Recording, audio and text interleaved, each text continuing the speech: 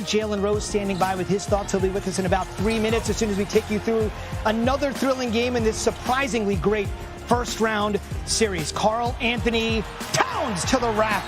One more look. Another great game for Towns.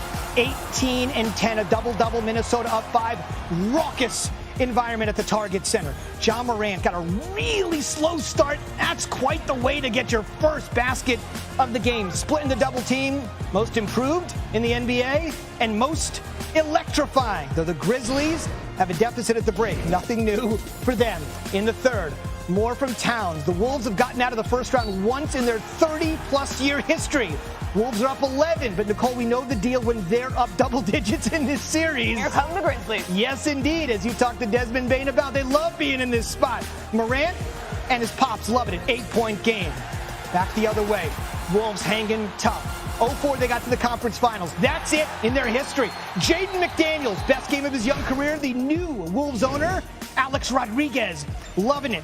Now, this is an important note. Teams are 30-3 this postseason when having at least a 10-point lead heading to the fourth. That's the good news. The bad news for the Wolves, 2 of those 3 losses are on them.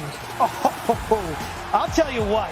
McDaniels came to play. The kid from Washington had 24. Just absolutely terrific. And then Towns back up 7. Ja at 17, quiet, did not lead the Grizz in scoring. He's had 3 games in this series, sub 20. Dylan Brooks picked up the slack. He had 23. And then Patrick Beverley stepping in, taking the charge. So Brooks fouls out with 5 minutes to go. He had 23 in this one. That's a loss for the Grizz. I mentioned he had 23. So did Desmond Bain. Ball fake. Beautifully done. So they each had 23. So Ja didn't have to do everything. But when he needed to, he did. And the Grizz take a 4-point lead. They hold on. They get Golden State at the Grindhouse Sunday afternoon on ABC. It's now a 1-point game. Jones. Yes. Oh, Grizz back up 4. Jordan McLaughlin had himself a very nice game off the bench as well. Back to a 2-point game, getting contributions everywhere. Morant, Clark, Jaren Jackson Jr. 2-possession lead, under 30 ticks to go. Wolves got to have it, trying to save their season. Beverly, good look in the corner. No. And the Grizz are going to hold on and win 114-106. They advance in 6. Golden State is next. We now bring in Jalen Rose. Look, Karl Anthony Towns was 6 for 19 in this one, 0 for 3 from behind the arc. What did you see from him tonight? Well, Karl Anthony Towns only had 9 points at halftime, when Anthony Edwards had 20 points at halftime. And your all-star player, your all-NBA performer, not only does he have to be very dominant and productive, but consistent when it matters most. And the one thing I want to compliment Minnesota on was making it to this point. It was great to see McDaniels play quality minutes, McLaughlin play quality minutes. But let me look a little deeper into now what's next for Minnesota. What happens with D'Angelo Russell? He struggled mightily at the point, and he lost his minutes during this series. Also, in the fourth quarter, in particular, out of timeouts, they had a great series where they had like 2 or 3 block shots. They were off in transition. They called timeout. They come out of the timeout. Karl Anthony Towns launches a 3 from the right wing. That was a bad shot. And then the next possession, he shoots from further a 3-point shot. That was a worse shot. So for Minnesota, if you're the first team to lose double-digit leads in the series 3 times, that's a historic feat. You have to also be playing basketball unintelligently. And I want to also acknowledge that. And last but not least, the ball finds you sometimes when you don't really want it. And that 3 that Pat Bev had in the corner, everybody out there, when you saying too small when you make shots and you get a chance to talk your talk when your squad is winning, he had a chance to make a big shot that would have put him down 1. He missed the shot. The Memphis Grizzlies advance. The Grizzlies do advance, but I was sort of joking with Desmond Bain at the top of the show here right after the game.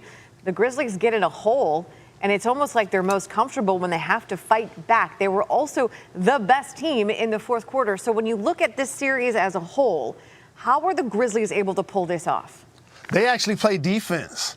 and they do it with toughness and tenacity. So I talked about D'Lo struggling. That's because Dillon Brooks and Bane had him locked down. And how about Brandon Clark, the quality minutes he played? They were without Steven Adams. He was forced to play more minutes in this series. He did a terrific job. Offensive rebounds, activity. You saw the late pass late over to Jaren Jackson Jr. for the dunk. And so that activity by multiple players playing quality minutes by the Memphis Grizzlies is what allows them to stay in games. But how about the big shot making? Tyus, they call him Stones Jones, made a huge three late in the shot clock as John Morant exhausted a possession. And again, those big shots are what ended up carrying the Memphis Grizzlies to victory on the road. Okay, so that series done in 6. We'll see game 1 in Memphis between the Grizzlies and the Warriors on Sunday. There was some other big news, though, tonight, and that is around Joel Embiid. He's out indefinitely with the Sixers without. Then from Ja, Steph, Clay, and Dre on the same floor. The Grizzlies, what else? Grind on. Advance in 6. We have extensive post-game coverage from both locker rooms and both coaches ahead. The Grizzlies win thanks to 23 points from Dillon Brooks, 23 from Desmond Bane. Ja had 17, relatively quiet night. The Grizz had 6 guys in double figures and overcome a raucous environment at the Target Center to win. And we are rolling tonight on SportsCenter. We are rolling Zubin because now we get to welcome in Desmond Bane, fresh off the 23 points and the win for the Grizzlies. You knew you were going home. You knew you were going back to Memphis. Now you get to go home knowing you're going into the next round. How does that feel? Man, it's a blessing. I'm a young player in this league, my second playoff series, but, a lot of guys never get to make it to the playoffs, let alone win a series. So obviously we're going to enjoy this moment, but, got to flip the page fast, got a good, Golden State team coming into town, but we're excited to get the next series started in front of our home fans. There were a couple times during this series and a couple times during this game where we looked at your team and we thought, man, they're just better when they have to start from behind, when they're in that hole. Why do I get the feeling that you're so comfortable when you have to fight? Hey, I don't want to be in that hole. I promise you. I don't mind it, but you know what I'm saying? We'd like to start games a little bit better, but, our resiliency really showed in this series. I think pretty much every game we won besides game 2, we were trailing at some point. So, it's a gritty group, and, I love this team. You're resilient, you're gritty, but how did that experience of being behind and having to fight back on a number of occasions, how did that help you again tonight? Just our togetherness. Whether we were down, whether we were up, playing well, not playing well, we trusted in each other, trusted in coach's plan, and, executed the game for 48 minutes. Tell me more about the trust that you have in each other, because there was at one point, first half, and Ja wasn't having perhaps the best night. He was 1 for 6, and you only had a couple of points, and yet your team was only down 3. The concept of not playing hero ball, how does that apply to you guys? It's everybody. Throughout this year, we've had injuries, we've had COVID, you name it, and then, the next guy's been ready. Our depth is our strongest, strength, and we're going to rely on it night in and night out. It's going to be a different guy every night. We're happy to get out of here with a series win. You get out of there, you get to go home, and now you get to look forward to the Warriors. But I do have one question for you, because we know that you were presented with the Most Improved Player trophy. It was actually awarded to Ja. Where is the trophy right now? Do you have it? Does he have it? Where is it? Yeah, it's still in my kitchen, but that's his trophy. He won that trophy. It's a great gesture. That shows what type of leader he is, what type of teammate he is.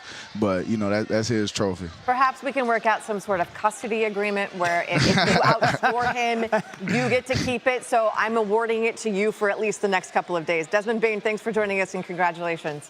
Thank you. Thank you. It was Bane who led the Grizzlies in scoring in this series. By the way, just over 23 points per game. He had 23 in this one as well. Next up, you get Memphis and the Warriors. The Grizzlies won 3 of 4 of the regular season meetings, but there's always a but. Klay Thompson played in only one of those games, and Steph missed another one. So this will be the second time these two